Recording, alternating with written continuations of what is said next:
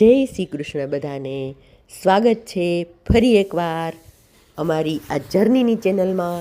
સોમનાથ દાદાની ધજા ચડાવવા માટે જઈ રહ્યા છીએ અને એ પહેલાં જૂનાગઢ, માધવપુર, રોપવે બધા જ વિડીયો મેં ચેનલ પર મૂકેલા છે. તો આમાં એની લિંક મૂકી દેશું, તો જેમણે ના જોયા હોય એ જોઈ લેજો.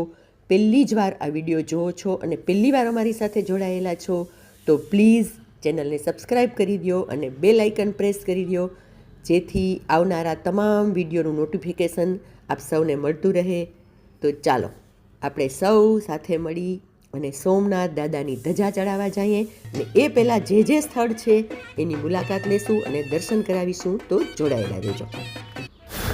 સૌ પ્રથમ અમે આવી પહોંચ્યા છીએ શ્રી ભાલકા તીર્થ મંદિર, કે જ્યાં ભગવાન શ્રી કૃષ્ણની અંતિમ લીલા થઈ હતી અને ભગવાનની ઈચ્છાથી અને એની લીલાથી જ એમના પગમાં જે શિકારીએ બાણ માર્યું હતું એ લીલાના અહીં દર્શન થાય છે. તો આ એકદમ પૌરાણિક અને સુંદર મજાનું મંદિર છે, પાવનકારી મંદિર છે અને પૌરાણિક ઇતિહાસ સાથે જોડાયેલું આ ભાલકા તીર્થ અને એનું મહાત્મય જો અહીં લખેલું છે એ આપ સૌ પોસ્ટ કરી અને જોઈ લેજો. ત્યાં અમે દર્શન કરવા આવી પહોંચ્યા છીએ, કારણ કે સોમનાથ દાદાની ધજાનો ટાઈમ સાંજે 5 વાગ્યાનો છે. છેલ્લી ધજા અમારી છે, તો એ પહેલાં આપણે શક્ય હશે એટલા સ્થળે દર્શન કરશું. અહીંનો ઇતિહાસ એવો છે કે શિકારીએ ભૂલથી ભગવાનના પગમાં એને હરણ સમજીને ભગવાન પગ ઉપર પગ ચડાવી અને બેઠા હતા. યાદવ કુળનો નાશ થઈ ગયો હતો અને દ્વારકાથી આવી અને ભગવાન આ પ્રભાસ પાટણ ક્ષેત્રમાં બિરાજમાન હતા. ત્યારે ભૂલથી શિકારીએ તેમના પગમાં બાણ માર્યું હતું.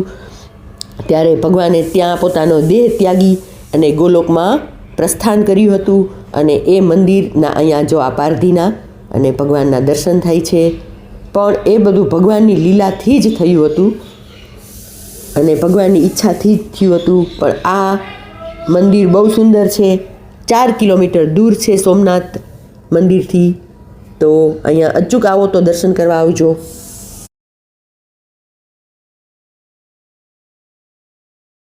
જો અહીં મંદિરની પૂજા વિધિ વિશે લખેલું છે.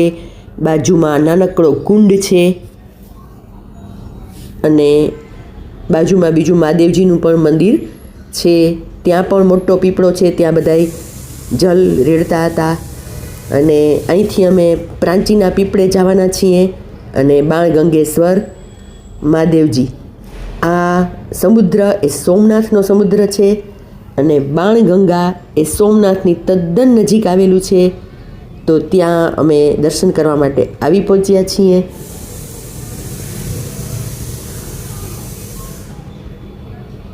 જો આ સોમનાથનો દરિયો અને સમુદ્રની લહેરોનું સંગીત અને આત્માની અદ્ભુત શાંતિ. આ સ્થળે તમે આવો એટલે તમને અદ્ભુત શાંતિનો અહેસાસ થશે. અને જો આ અમે આવી પહોંચ્યા છીએ. અને આ બાણગંગા સ્થળ કહેવાય છે અને મહાદેવજી જે છે તે સ્વયંભૂ છે. થોડા પગથિયાં ઉતરીને અમે બધાએ 1 બાય 1 નીચે ઉતરીએ છીએ. અમે 40 બહેનો બસમાં બધા એક સાથે જામનગરથી અહીં આવ્યા છીએ ધજા ચડાવવા. અને જો આ જે સમુદ્રની લહેરોની વચ્ચે મહાદેવજી જે શિવલિંગ એ સ્વયંભૂ છે અને ત્યાં બધા અભિષેક કરવા જાય છે. એને બાણગંગેશ્વર મહાદેવ પણ કહેવાય છે. તો અહીંયા થોડીક વિડીયોગ્રાફી, ફોટોગ્રાફી અમે પણ કરી. અને સમુદ્રની વચ્ચે છે તો ખરેખર ત્યાં જઈને અભિષેક કરવાનું રિસ્ક લેવાય નહીં. પણ ઘણા જાતા હતા, પણ અમે દૂરથી દર્શન કરી લીધા. બહુ જ સુંદર સ્થળ છે. થોડાક તમે આગળ જાઓ પાણીમાં, સેજ પગ બોળવા પૂરતા તો જઈ શકો. એ પણ સાવચેતી તો રાખવી જ જોઈએ. બાકી જો આ પાછળ જે તમને દેખાય છે હાથ પકડી એકબીજાનો અને મહાદેવજી સુધી જાય છે, એવું રિસ્ક ક્યારેય લેવાય નહીં. કારણ કે દરિયાના મોજા અચાનક ક્યારે આવી જાય અને ઘણી બધી આપણે એવી ઘટનાઓ સાંભળેલી છે. તો અમે તો દૂરથી જ દર્શન કરી અને અહીંયાથી નીકળી જવાનું પસંદ કર્યું. તો તમે ચેનલમાં જોડાયેલા રહેજો. આ અમે આવી પહોંચ્યા છે જૂનું સોમનાથ મંદિર. આ જૂનું સોમનાથ મંદિરેથી અમારે નવું સોમનાથ મંદિરે પ્રોસેસન એટલે કે શોભાયાત્રા કાઢી અને પછી ધજા ચડાવવાની છે. તો પહેલાં અહીં બધાએ દર્શન કર્યા. અહીંયા જે માતા અહલ્યાબાઈની પ્રતિમા રાખેલી છે અને લખાણ પણ લખેલું છે, એ પણ આપણે વિડીયોગ્રાફી થોડી કરી લીધી, તો વાંચી લેજો. આ પણ બહુ સુંદર મંદિર છે. તો અહીંથી અમે હવે શોભાયાત્રા લઈ અને જાશું. તો છેક સુધી વિડીયો જોજો. આપણને સોમનાથ મંદિરમાં અંદર તો ફોટોગ્રાફી વિડીયોગ્રાફી નહીં થાય, પણ એ સિવાયનું બંને એટલું બધું જ મેં કોશિશ કરી છે વિડીયો લેવાની.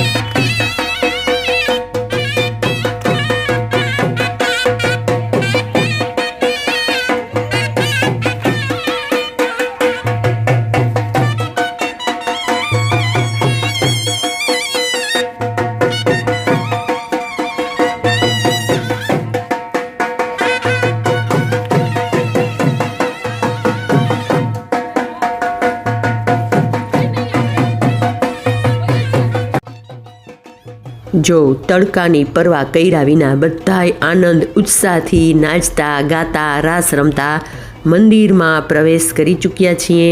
હવે મોબાઈલ ને બધું જમા કરાવી દેવાનું હશે, લગેજ ને. તો જ્યાં સુધી લેવાશે ત્યાં સુધી તો હું વિડીયો લઈશ.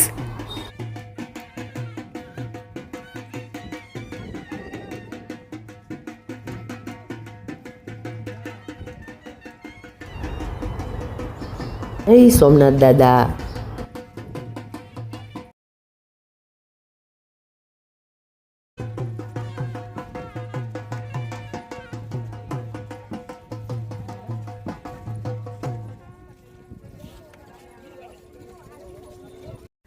અંદર જે પૂજા વિધિ કરાવી એ ત્યાંના ફોટોગ્રાફર આપણને ફોટા પાડી દેશે અને આપણને પછી ફોનમાં આપે છે. આપણો ફોન તો અંદર લઈ જવાની મનાઈ હતી, એટલે આ જે બધી અમે ધજાની પૂજા કરી, બધા બહેનોએ કરી, સાથે મળીને બહુ આનંદ આવ્યો.